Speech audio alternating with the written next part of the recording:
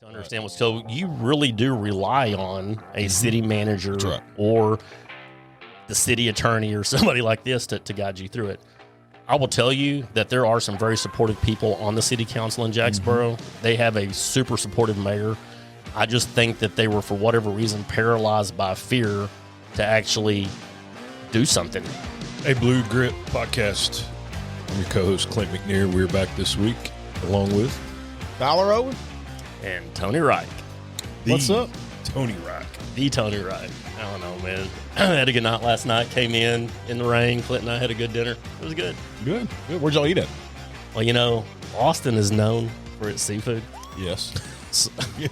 With the proximity to the ocean. Yeah. The Gulf of America. and it just so happens that right next to the office is a Papados, so we walked over to Papados and had some oysters. There you go. Yeah, That's a good place. it was good. We like to go to Haymakers. We've been there a couple of times. Bullock told us about good. that. Yeah, that's awesome, especially for UT games. Yep. So, anyway, what's been going on with you? How's Texas FOP going? What's going on with that? What's Social Security since you've been on last? Social Security. Well, we're on a Zoom.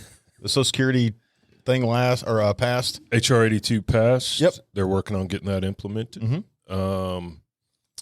A lot of strong freaking work on the national level by FOP and the IAFF. They were the tip of the spear getting that passed. The only police group up there getting that passed. That is good. Texas FOP is put in to be the host of the 2029 National FOP Conference. So if we win that bid, there will be about 5,500 to 6,000 cops converge on Houston, In San Juan. Texas, in close. I thought maybe you were going to try to get in Lubbock or somewhere. West Laco, El Paso, or Sweetwater. Amarillo. Yeah. State board meetings coming up April 11 through 13 in Wichita Falls. Love Wichita Falls. We got a bunch of lodges wanting to come online that we're working on getting in. We've got 2 lodges that left a couple of years ago that now want back in. So Explain the not the marriage of Tmpa and Texas FOP, but the benefit. Just real quick before we kind of dive off into Jacksboro, because I think it's important because FOP could have assisted with them as well. But talk about the importance of why local associations from TMPA would want to join Texas FOP and what that marriage looks like. Because you get calls all the time when you took the president spot. They were like, "Oh shit, you left?" No, he's not left TMPA. He's representing Texas FOP. So just talk about that. So Texas is the group in Texas. I mean, we are the big dog on the porch in Texas, but we need a national affiliation. And FOP is that national affiliation. There's about almost 380,000 cops in national FOP, which is freaking huge. I mean, it's a large family to be a part of. Seeing HR 82 pass displays that. When it was up in question if that was going to get passed, and the president of FOP flies to Mar-a-Lago and stands with Trump to discuss it. There's not many other groups out there that are doing that.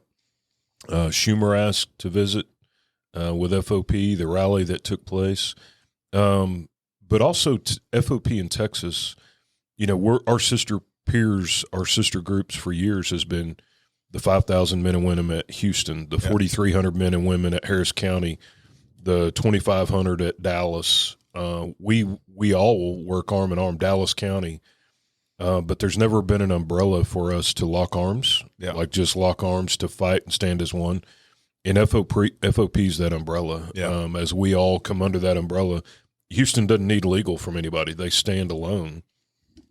But us uniting under FOP allows us to lock arms as one and really like walk the halls of the Texas Capitol as things progress, because more and more we're seeing when legislators want to know something, they want to hear it from FOP because they know that they recognize that national level. And all these massive groups working together, and we're seeing it more and more. Monday morning's TLIC meeting, we had some very large departments.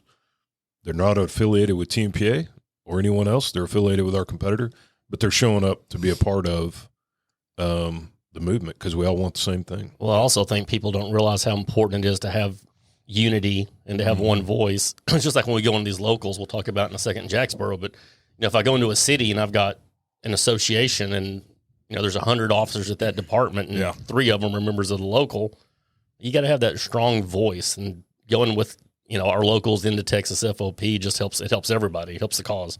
Yep. Or if you're in a city like that with 300 cops and they have 4 different associations, and they're all bickering and can't get on the same sheet of music, it's completely counterproductive. And unity is the theme of the day, man. Everybody's standing together and working together, and kind of a new dawn here I was in at Texas. a dinner with a politician one night, and just for the 22-year-old cop out there that's sitting in the patrol car listening to this podcast at 2 a.m. in the morning, to put things in perspective, you mentioned having 4 different associations at a large agency.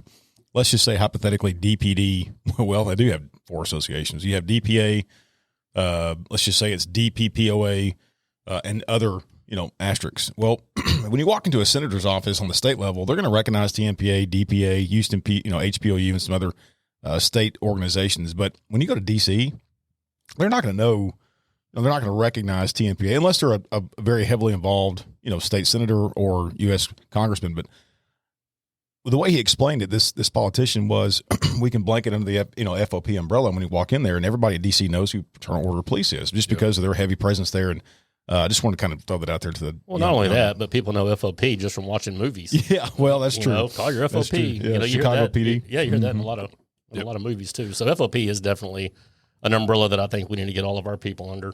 In Texas.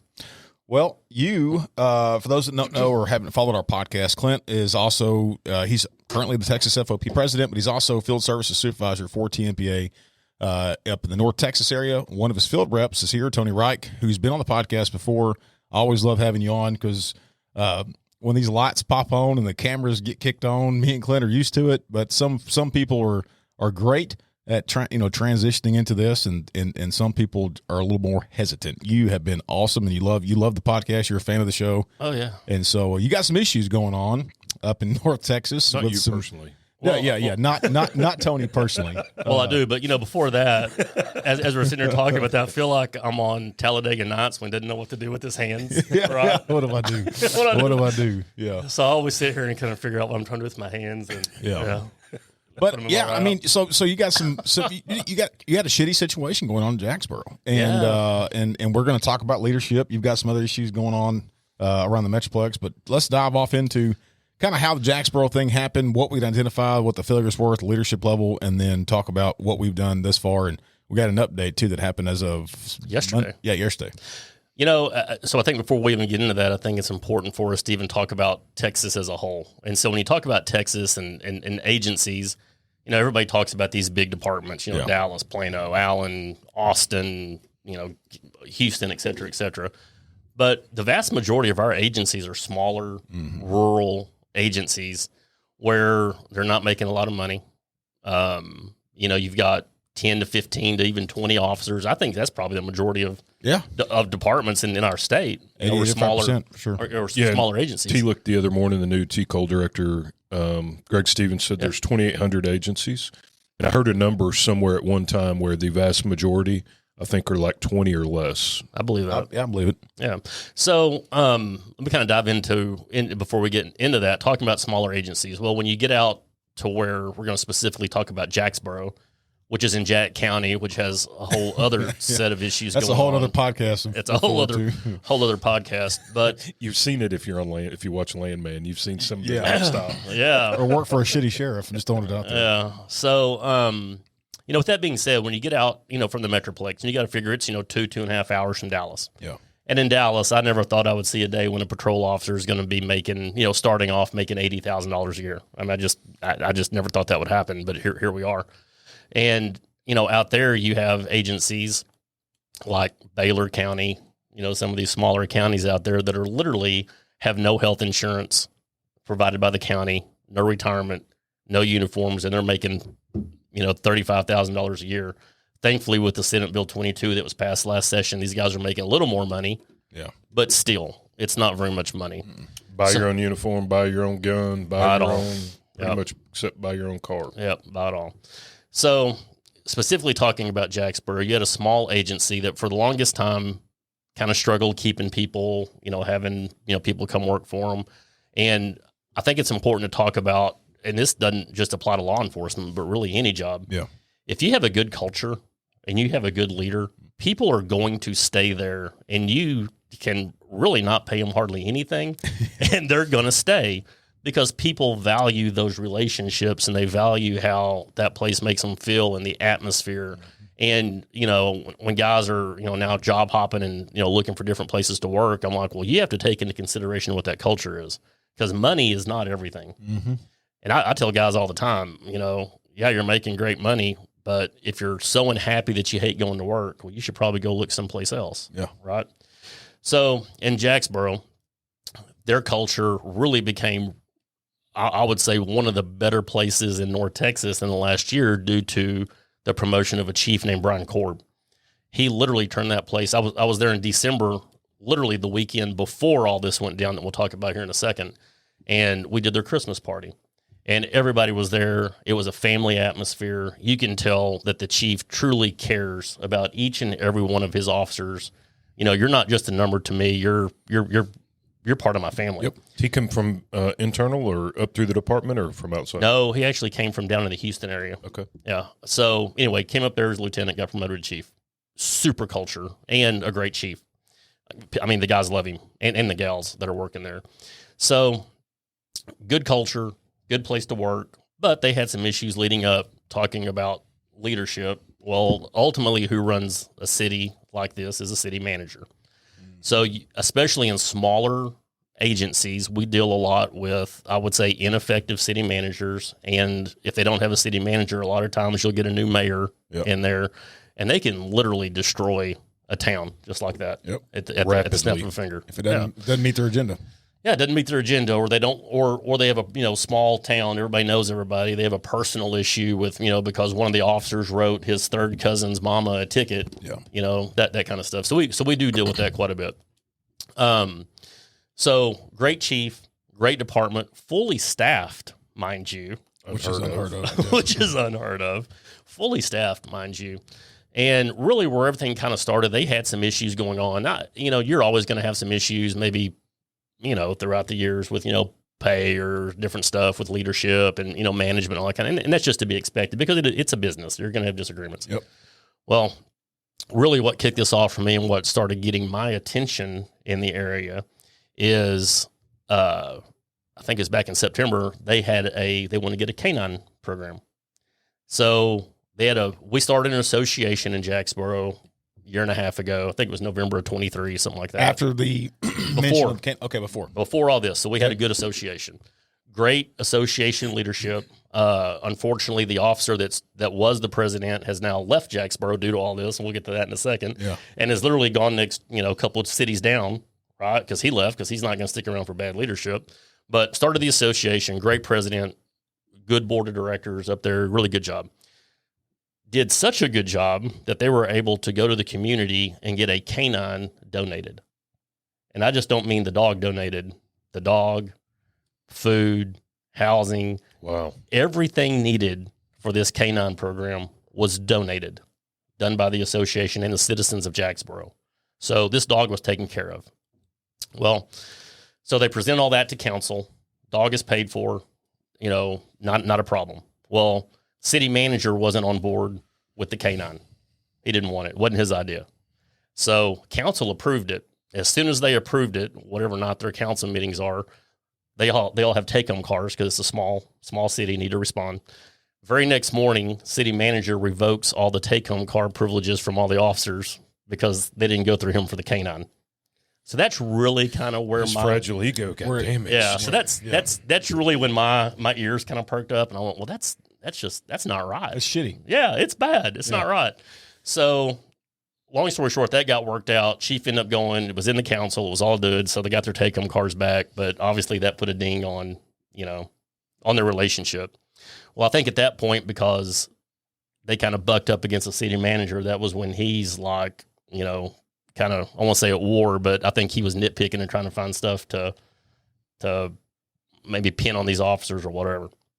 So then fast forward to December. This is in September. Get the canine. Everything's done. All that's rocking along. I meet with them. I told you guys for a Christmas party. Great time. Great people. I mean, the city manager wasn't there. No, he wasn't there. Okay, I'll just ask him. He may have been invited. I don't know, but he wasn't there. Sure, he was actually. Anyway, super good time. Very next week, the fire department, which, you know, it's small, they have their Christmas party. Well, there are some pretty strong allegations that the city manager does run around Jacksboro, and he does like to drink a little bit, right? And I'm not going to speak to it because I've never personally seen him intoxicated any place, but that's kind of the talk around town from some of the leadership that I know in Jacksboro that I've met. So he's at a Christmas party, and apparently some officers thought that he may have been intoxicated, but they're at a private place, so nothing wrong with that. The fire department then asked my 2 police officers that are there, members of Tmpa, to leave the party, basically kick them out. Well, during all this, one of the officers text one of the other officers at the department, says, "Hey, the city manager's here. I think he might be intoxicated." So what they did is they said, well, because it's a city manager, because he's known to retaliate against us, because all these issues that are going on, we don't want to get involved with that. So let's see who else in the county can possibly come over and help us. So they texted DPS. So out there, the next trooper was actually in the next county over, but he has both counties. So they text him, and he comes over to the county, says, "Yeah, I'll help you guys out, just, whatever." So my officers have now left this party. They're not there. They have no idea what the city manager's driving. They have none of it. And that wasn't relayed to the DPS trooper. No. No idea. They're not even there. So they leave. A couple hours later, trooper comes over. He's sitting around doing whatever, troopers do. I guess they're going to drive around looking for something. Right. Well, sure enough, they see a car that doesn't have any lights, tail lights or headlights, one of the two. He had PC for a stop. Oh, yeah. So made a stop. Well, my officers that got kicked out, one of them is not anywhere even near this traffic stop. The other one, because Jacksboro is a small town, if you see red and blue lights flashing, you stop. Yeah, you stop. Yeah. Well, sure enough, just so happened it was this trooper who had the city manager pulled over. Well, like I say, trooper's going to do what the trooper's going to do. He does all of his business and lets the city manager go. End of story. Yep. Now, also at some point during this time, I think there were some allegations made that it was an illegal traffic stop, but I can tell you that there's a text message that I've seen that the city manager texted to several people that said, "I apologize. I didn't know I had malfunctioning lights." So so it was a valid traffic stop. I mean, good probable cause, nothing wrong with that at all. Yep. Well, because of everything that happened before, with my officers getting kicked out and all this, the city manager then the very next morning puts the 2 officers that were at the fire department Christmas party and the chief, who wasn't even anywhere near there, puts them all on admin leave. And that's not retaliation. Yeah. No, that's not retaliation. Yeah, it's not retaliation. So this was on December. Round 2. So, yeah, this actually happened December 8th, which is a Sunday morning. The party was on Saturday night. So Sunday or Monday morning was when all this went down. Well, obviously to me, that was pure retaliation. He had zero reason to put these 3 officers on admin leave for no reason. I mean, zero reason. Never gave them under 614, the government code, their notice of, what they supposedly violated. Nothing. There was absolutely zero done on this. So this happened the first week of December. So then rock along December 8th, and today's almost February 1st. And as of yesterday, all 3 officers were put back to work because they didn't do anything wrong. So the city manager at some point contacted the Texas Rangers to do an investigation, saying that, I don't know what they were looking for because nobody's ever told us, right? I knew they didn't do anything wrong.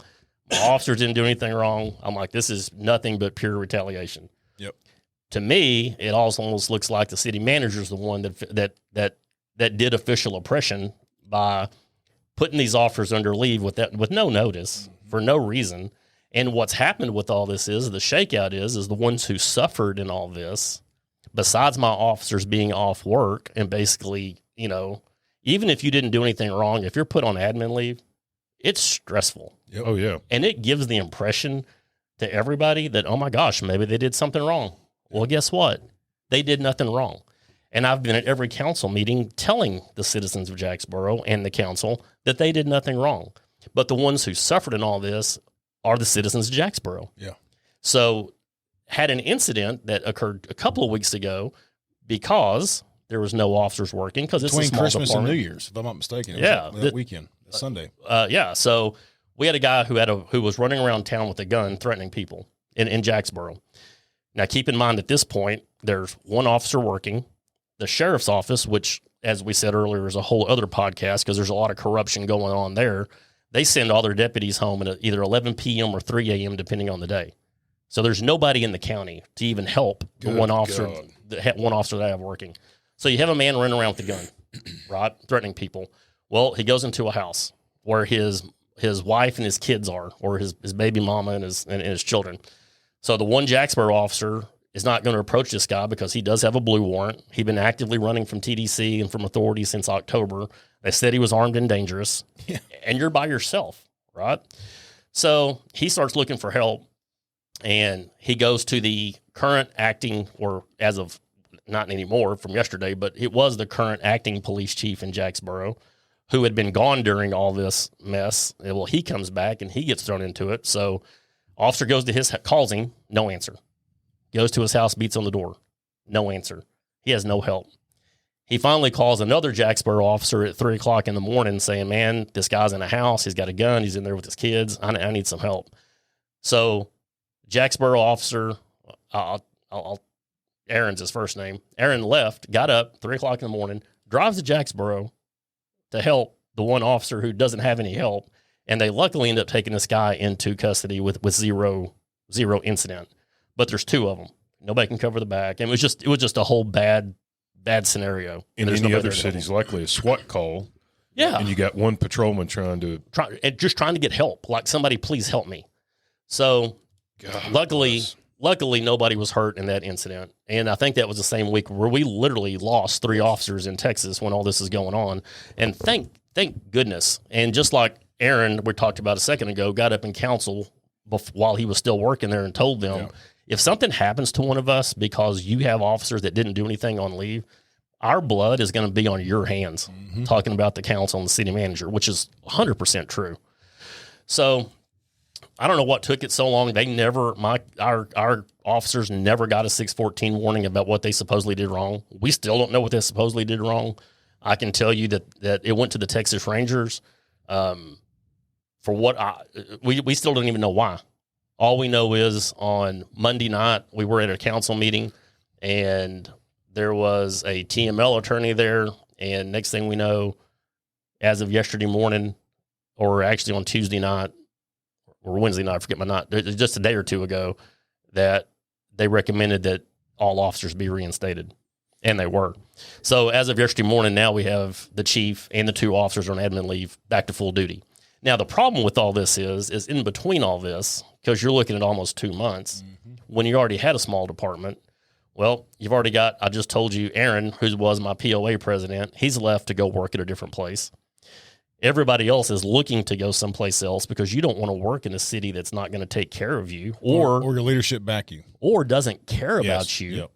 And now what you got to think is, okay, if this city manager comes back in and he's already done this to the citizens of Jacksboro, put them at danger, well, what else is he capable of? That's right. So, and that's just using Jacksboro specifically as an example, but that happens all over the state all the time. Has anybody seen the in-car camera, the DPS's traffic stop? So we have requested open records on all of it, but because it was a pending investigation, we haven't been able to get anything. Gotcha. So my next step is to hopefully get all of this information and find out. So the city manager is making the claim that he was targeted or whatever. Well, that was completely false. Our officers weren't even there. Right. And it wasn't even our officers that made a traffic stop. If he's going to be mad at anybody, he's going to be mad at DPS for pulling him over. Well, and let's just throw it out there, and I'm probably going to expose some hidden agendas here, but the Jack County Sheriff and the city manager are really good friends. The effects of a police department closing and a sheriff's office assuming that responsibility has significant budget impacts. Oh, yeah. And it's suspected that's the angle that this is leaning to, is that the depletion of the police department to where it's not operational is going to force them to reach out to the sheriff's office in order to assist them with the law enforcement needs of that community. Sheriff gets a bigger budget, gets more manpower, gets more authority, more gets political more control. capital within this community, and so it's just a political nightmare. I think, thank God, right? These are the moments that I think all three of us sitting here love our job. It's not that I like picking fights with city manager. It's not that I like calling out bullshit politicians, but I love the fact that this organization stands up for cops, because if we weren't there, how would this have played out? I don't know. You know, one thing that's unique there, though, is the city manager wields a lot of authority, because oftentimes in these small cities, when you get some freaking nut job, whether it's some mayor who's never had power in his life and suddenly he thinks he's, president of the world or whatever, and you get these fragile egos, you can convince the city council you can educate the council to understand, you hire and fire the city manager. And if he's going to act like this, fire his butt. Well, I've never been to a city that, for whatever reason, it's almost like they were afraid of the city manager. And I've never had that. I thought a lot about this on the way in, and I thought a lot about it the last 2 months. I think, I think it comes down to this. I think that you've got a city council that their ethic and moral compass is pointing north, and I think that they're inexperienced with the way city government works, and they're relying on the city manager in order to conduct that business. And I think that they are afraid that a misstep by them of not coinciding with how government works as far as the formality, that it could potentially hurt them politically. I 100% agree with that. I think, especially in these towns, let's face it, if you're running for mayor, you're running for council, most of you don't have a degree in civics or government to understand what's, so you really do rely on a city manager or the city attorney or somebody like this to guide you through it. I will tell you that there are some very supportive people on the city council in Jacksboro. They have a super supportive mayor. I just think that they were, for whatever reason, paralyzed by fear to actually do something. And I think that maybe they didn't know they could do something. And I'm not going to I'm not going to go too much into detail because session is going on, but there are some political ties, deep relationships with the city manager and city attorney. And I also think that strengthens the fear from city council from acting. I think that, if a misstep by them would be capitalized on by city manager, I think that's the best. I agree. I mean, you got to look at the money. I mean, it's always about money, right? I mean, you got to figure out, who's going to get funding, who's not. Yeah. Money and egos. Because the theme that we see generally in bad leadership is some freaking dude with a fragile ego and or combined with incompetence, because you can go around the state and name examples. Yep. El Paso ISD, Texas City, Sunnyvale. Marshall. PD, old chief. Yeah. Yeah. Sorry. Sheriff. You can name examples, and every time it's fragile ego and or incompetence, one or the other or both combined, and it destroys freaking communities. Yeah. It destroys communities. Well, and I don't know, I've been thinking about this too. How do you take a city like Jacksboro, which is a pretty good sized town? How do you come back from this? Yeah. All of a sudden now you have three guys everybody's looking for a job. You had a great department that was fully staffed. Well, then if you still have that city manager in place, if I was an officer looking for a job and I knew everything that was going on there, because we all talk, I wouldn't go to work there. No. Even though you have a great don't come back. No, they don't. Hawkins can't get out of its own way. And so now nobody wants to be the police chief. They go through police chiefs, every few months. Nobody wants to be the city manager. Nobody wants to be the city attorney. And people can't figure out why. And sometimes they don't come back. It takes the community realizing that it's their community and they control it to really affect change. And again, we see that all the time because we're trying to empower council to handle a bad chief or a bad city manager. And half the time we end up trying to empower the community to handle council. Well, and that's truly how you get things changed is, ultimately we have to figure out, we have to look at how our society and how our government works. And it's run by these citizens of whether the county or the city. So it takes the citizens of Jacksboro are going to have to stand up and say, you know what, this isn't right. Now, again, smaller towns, you have a lot of division in towns where, you either got, you're on team city manager or you're not. Right. But I think I think it's important that the citizens do speak out and let their representatives on that council know what it is that they want. And that's the same thing when we're talking to get pay raises or anything else for officers or deputies at sheriff's offices. It's up to commissioner's court. Well, it takes that community to get behind and say, hey, pay these guys. You have Somerville County, who's got $16 million in a rainy day fund. You have the money to pay your people, pay them. Yeah. And what it all boils down to, and I say this a lot when I'm speaking in front of councils and commissioners' courts, because it's most times on personnel issues like this. If you're a city or you're a county or you're an employer, just treat your people right. Just do the right thing. Mm-hmm. And if you do the right thing, they're going to take care of you too.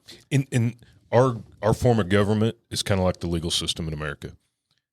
It's the best there is in the world, but it's not perfect. It's not perfect. And what we see a lot of times is the city manager only knows what the chief tells him. 1,000%. Well, the chief's not going to go tell the city manager, well, I'm really screwing up and shit's kind of crazy right now and none of my people are happy. He's not going to do that. Well, the only thing the council knows is what the city manager tells him. And the city manager's not going to go, well, your city's burning down right now because I'm not all that great of a city manager. They're just not going to do it. Yeah.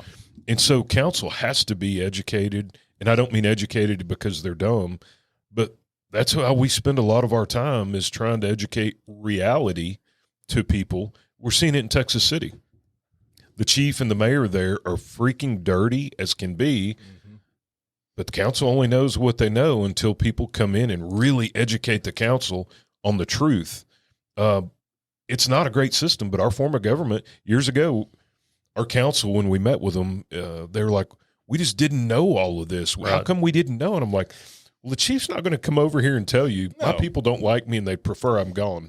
Well, the first thing I tell every association, in fact, tonight we're going out to actually have a new president and we're going to start another association, not kind of in the West Texas area, but I tell them one of the most important things you guys can do is you start an association to take care of each other. If something happens to one of you, you need to have that support system in place that y'all have immediate help to help another member of your department and your association. But the sidewall of all that is you can do things in the community to make the community better. And it's so important that these associations have political capital built up with their council members and their commissioners' courts. Mm-hmm. That's the most important thing you can do is to have those relationships because of what you just said, Clint. They only know what they're being told. Yeah. So it's important that these associations and the association leadership have those personal relationships with these council members so they really do know what's going on. So if the city manager tells them X, Y, and Z, well, they already know, well, that's not right. That's right. So I tell guys, whenever you have an association, go meet your council members, take them out to coffee. In that first meeting, you don't talk about the city at all. Nope.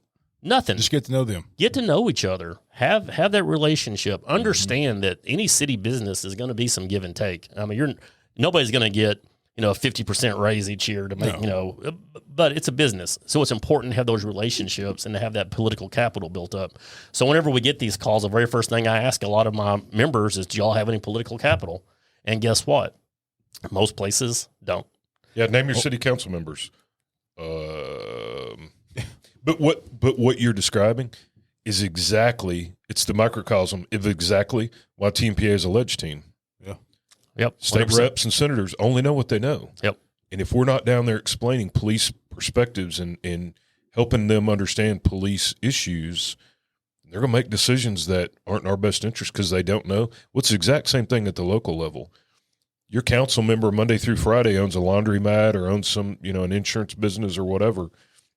They're going to get input from somewhere. And if you're not there ensuring you're educating them on your issues, the police issues, they're going to make a decision. It may not be in your best interest, but they're going to make one. Yeah. And I'm not saying they're making bad decisions on purpose. It's just the fact they don't know. Absolutely. They just don't know. So it's important that we get out and educate them, not only at the legislative level, but also at the local level as well. Yep. So, but I will say this, and it's a double-edged sword because I have seen it and I've experienced it. You both have too, is that you can become bigger. If an association, they can become more powerful than technically their police chief. Oh, we've all 100%. sitting here have been leadership in our own association and have had administrators walk in our office and close the door and say, "Hey, where am I messing up at?" That was at the local level, but respect that, right? Have respect the fact that you hold that heavy sword and carry it. Oh, 100%. And last time I was here was on an episode with Zach Hicks. Yeah. Zach Hicks did an amazing job with the association when he was over that in Bedford. So, he had those relationships built up with that political capital. Did a fantastic job. Yep. But it's important to have that. But so, in being in that position, it's like in a marriage. Zach respected that relationship in that authority he wielded. Yeah. And once he achieved it, he didn't drop it. He fostered it and maintained it, even through leadership changes or whatever. And that's how Bedford has one hell of a good, strong police association. And I tell you, it's not an overnight process. And I guess probably the best example of that is McKinney, who tried to get civil service, many years ago and got and lost it. But because of that, now they have fostered these relationships with these council members now for the last 15, 20 years. And it's a fantastic department, and the city council wholeheartedly supports the police because that association and those individual officers have built up those relationships with them. So good leadership. That's an example of great leadership. Their mayor, George Fuller, great leadership and does a lot of good stuff for the police department. Yep. So there's definitely good examples out there. But then when you get into a town like Jacksboro specifically, that is a prime example of one man who wielded enough power to basically wreck a community and a department. Yeah, and now at the city manager level. And so it's important for these city councils to recognize what good leadership is and continue that. But at the administrative level, sometimes it's even worse, and we see that more in our profession of seeing bad leadership at the chief's level. And speaking of that, we're going to talk about Sunnyvale and the disaster of what's going on there, and kind of how we're navigating through all that. So give us an update on Sunnyvale. To both y'all's point, it starts and stops at leadership. Oh, 100%. Yeah. A great leader causes the culture you talked about, where I know all the agency. I had an agency in North Texas, smaller agency, but in Dallas County, that every agency around them made quite a bit more money, but they were the only agency that stayed fully staffed and had a waiting list because of the culture there. Singly because of the culture. It starts and stops with leadership. Sunnyvale, the former chief got forced to seek better opportunities, is what he said.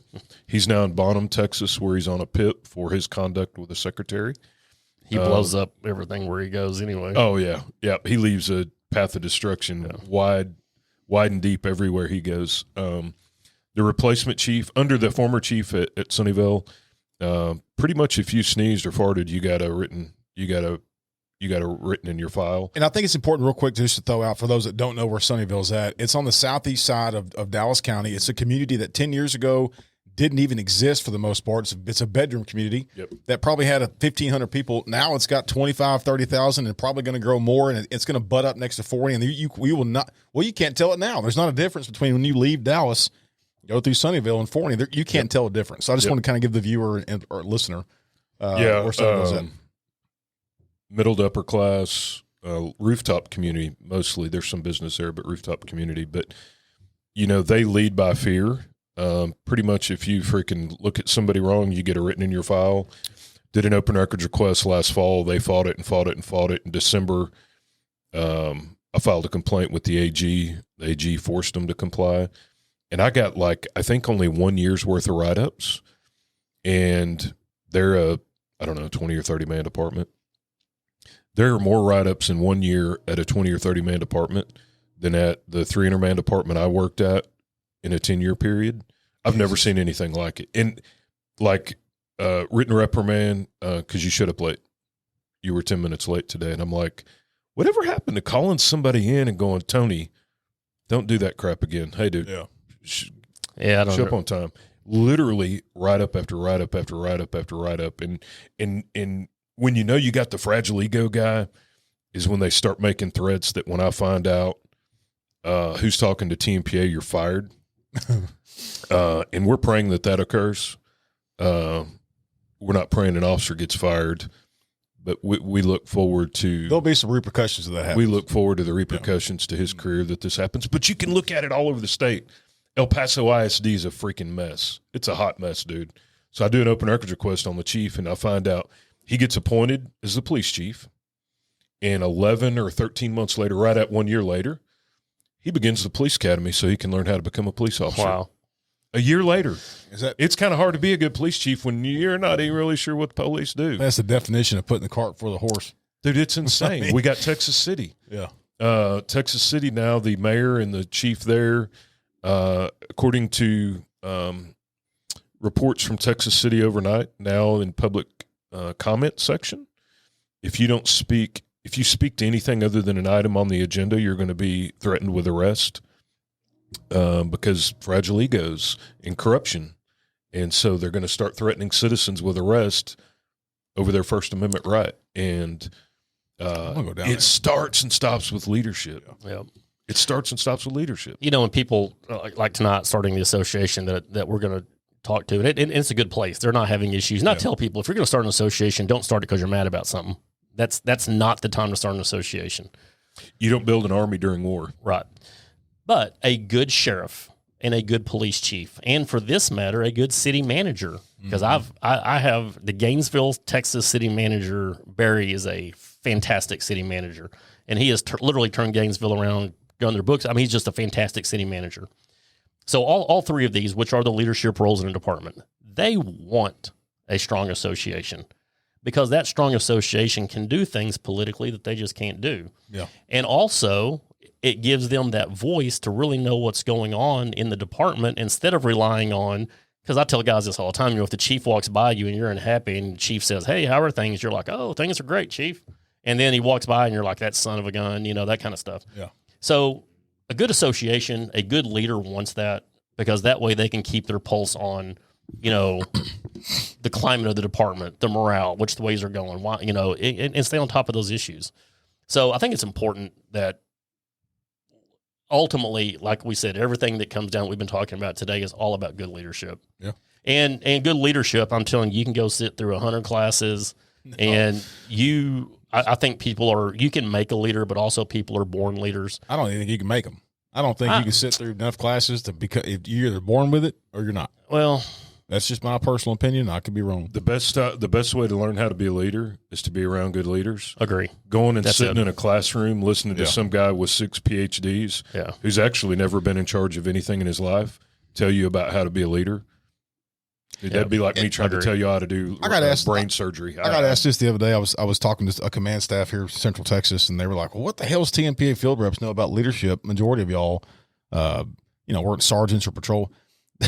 Here's the fact of it, right, is that all three of us can tell him about leadership because we've seen the failures. We've seen the continued failures within leadership, bad leadership across Texas, the line-level employees, the thousands and thousands of management surveys that we've gone through. We've talked to line-level employees about what they can improve on. So to answer that person's questions, we know it because we're shoulder to shoulder with people who have suffered bad leadership.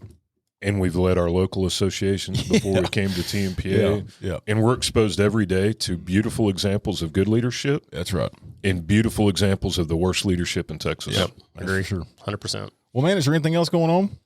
We got the Peace Officer Memorial. To y'all's point there at the end, it always cracks me up, a red flag. And you had one recently, I think, in Iowa Park, where you started a local, and immediately it's, you can't do that. You can't do that. When somebody is deathly afraid of an association starting, because we have it a lot with chiefs and sheriffs. Somebody will come in and say, hey, I think I'm going to start an association. And you hear the chief or the sheriff is, oh, no, you're not going to do. That should be the biggest, right. That's like ponchos. The flags you see waving at the car lots that are like 40 feet by 80 feet or whatever, that should be that big a red flag. If a police chief or a sheriff is that scared. In the flip side of that, the calls that I love the most is when I'll get a chief or a city manager call me, hey, Clint, I need you to get your ass over here and get all my people signed up for Tmpa to protect themselves and tell them how to get an association started.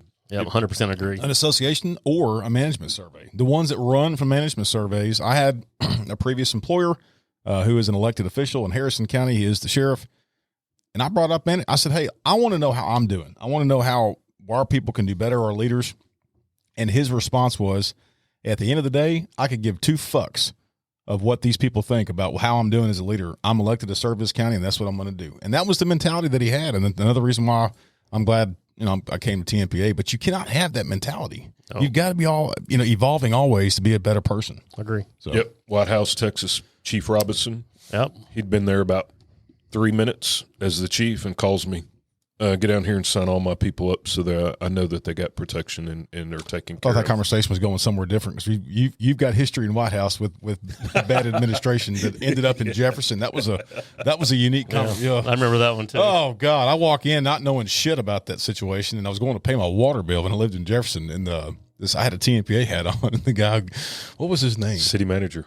I know. Well, I don't get. I mean, we didn't do nothing wrong. Huckabee. Yeah. And he said, you work for TMPA? I was like, my chest, hell, yes, sir. So you work with a guy named Clint? I was like, oh, God.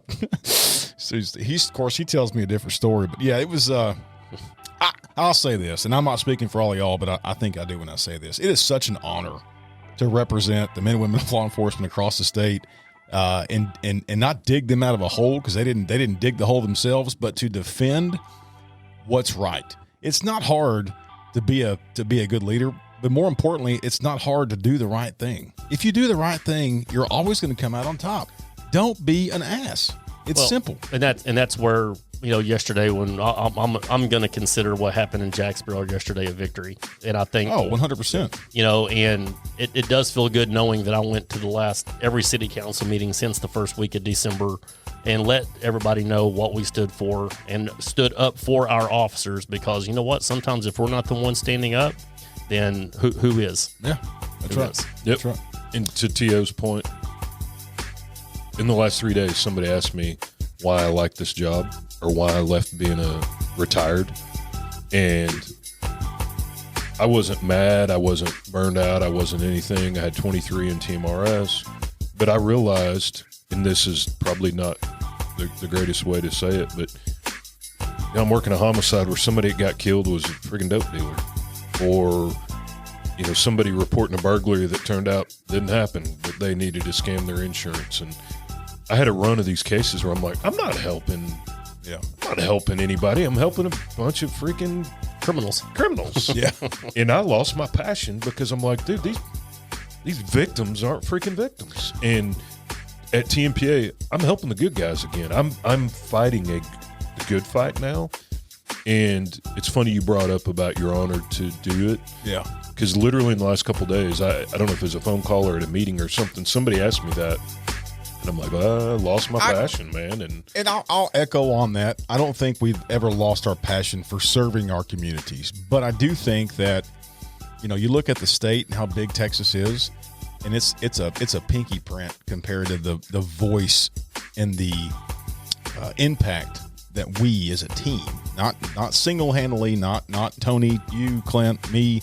It's a team effort that, man, we make such a big impact, and I want to be a part of that. I want to be, so proud to be at the state level, even national level. I mean, you just got through assisting FOP with passing some legislation that benefits everybody, all cops across the United States. So I want to be more a part of that, right? I mean, kicking doors and putting handcuffs on, I don't think any of us will ever not miss those days.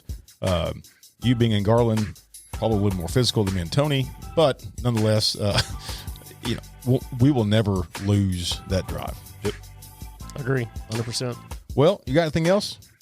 Peace Officer Memorial is April 20. It's changed to Saturday now. 26. I'll put that right here on the screen of when that is. If you've never been to Texas Peace Officer Memorial, I encourage you to attend. It's an honor to see the families of the fallen here in Texas. Attend those things and let it be a reminder of the true sacrifice that these heroes paid, the ultimate sacrifice for this great state. So if you're interested in going, reach out to us at info@TMPA or communications@tmpa.org, and we'll get you all the information. Yeah, so April 11th through 13 is Texas Fraternal Order of Police Spring Board meeting in Wichita Falls. April 11th through 13. You have to be a Texas FOP member to attend? No, but you can show up and become an FOP member. There you go. We'd love to have you. That was a good one. We're going to have a grapevine. We'll have a grapevine motor officer playing music Friday night. I'll go and give a shout out to his name, Willie Lane. Lane. Willie Lane will be playing such a good dude, man. Country music Friday night at the Fraternal Order of Police Texas event. I'll tell you a funny story about him in a minute. April 11th through 13. April 26th is Saturday. I'm almost certain. Texas Peace Officer Memorial. It's in Saturday. It'll be Saturday this year. It's on the grounds of the Texas Capitol. Beautiful. We have a lot of people that aren't in law enforcement. Come, we'd love to see you. Yeah, come hang out. It is absolutely. I think everybody should see that. Not just police officers, but I think every peace officer in Texas should go. Yeah. And a lot of them have never seen it, don't even know about it. You know what's crazy is that you ask and I've asked some of the widows that have attended, cops, people, and even me myself. I can't tell you who all from TMPA was there, but I damn sure can tell you what all patches I remember. Yeah. Oh yeah. Yep. You know what I'm saying? So it's and if I see it, damn sure the families of the fallen see that. So, but Willie Lane, it's a Sunday afternoon. I've got some family in Grapevine. One in particular, Aunt Mitch, I grew up with. It's a whole nother story. And I get a text from Willie Lane that says, "Do you know this guy?" He says you call him Aunt Mitch, and it was a picture of him and Willie on a selfie drinking a beer. Oh, that's and funny. just a good dude, just a great guy. He is. No better people. Yep. So Agree. anyway, you got anything else, Tony? I don't, man. Well, you've already answered the rapid fire, so Yeah. man, I can't thank you enough for driving down, being on the podcast. It's always a pleasure having you on. I know you have an open invite anytime you want to come on or jump on or got an issue. Well, I love it. Yeah. I mean, it's always a good time. What was the best episode ever on Blue Grit? was your episode, right? Probably episode 23. I think I was on that one. That's awesome. Well, hey, you guys take care. Stay safe. If you guys need anything, please reach out to us at either fieldreps@tmpa.org or communications@tmpa.org, and we can certainly assist you. God bless you. Stay safe. And as always, may God bless Texas. We're out. Yeah.